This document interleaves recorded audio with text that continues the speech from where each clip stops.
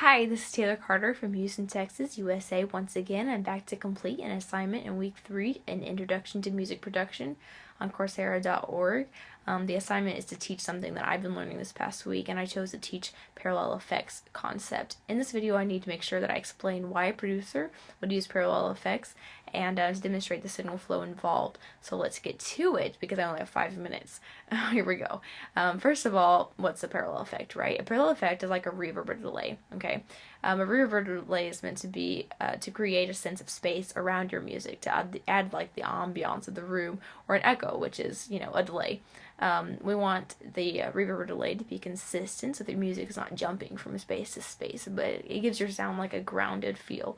And if you do it right, adding or taking away these effects can help your mix. Like if we wanted to bring the listener's attention to the bass, we can turn the reverb or delay of the other tracks up so that we perceive those tracks as being further away. So I hope that answers the first question, why a producer would use parallel effects. Now to demonstrate the signal flow involved. So we want parallel effects to be parallel to the main out. So instead of being mixed into the main out, we're going to use a technique where we make a separate signal and a separate auxiliary channel that's nothing but the effect. And using buses, you can pull a chosen amount of that effect into your track. So that's pretty cool. So let me show you how to do that. Right here, this is a project that I was playing with. Right now I have Piano 2, and it's really good to name them for organizational reasons. And then it has bass left and bass right. It's the same exact line, but one's just panned to the left and one's to the right. I'm not really sure why I did that.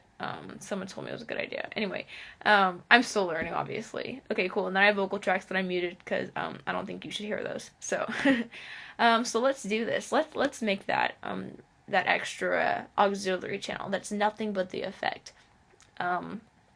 This is really, really useful so that you don't have to add a reverb to each and every individual track that you have. You can just use one channel and then kind of just wire them that way. So let me show you how to do that. So let's do it in steps because it makes more sense that way in my mind. So step 1 is to create an auxiliary channel with that little plus button right there. We want to make it a stereo reverb, right, or whatever you prefer, right? And then we choose a bus, and I haven't done anything yet, so I'm on bus 1. So I'll go ahead and create that. Part of step 1 is definitely to rename it.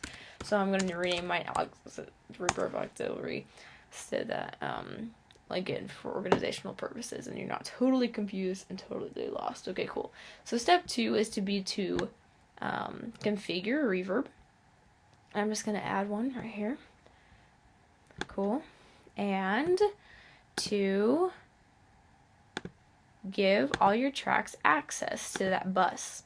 You could just identify which tracks you know are going to be using the bus and only give those access to it. But in my mind, it makes it so much easier to know what's going on if they're all on a straight line, and because right now all of these are already on 0. So right now it's not being affected at all by this channel, and it looks so much cleaner and it's beautiful, really.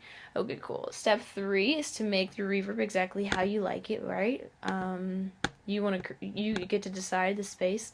I'm gonna go ahead and use a preset. Part of this though is do not have any dry signal at all. You want 100% wet, 0% dry, because you don't want this to be affecting your dry signal. You just want it to be adding wet signal, right? Okay, cool. So let's hear. As like I said, these are all turned down. So right now my music is going to be totally dry, just like how it is, right? Here it is. Cool. So it's just like blocking chords. It's very dry. A simple bass line. Okay, cool. So now let's turn the piano, more reverb onto the piano. Let's just turn the bus up. Can you hear it? Cool. You can really hear it right when you pause it. Yeah, and you can hear like the reverb kind of hanging on. Okay, cool. So now you could do that, and you can add a different amount on everything.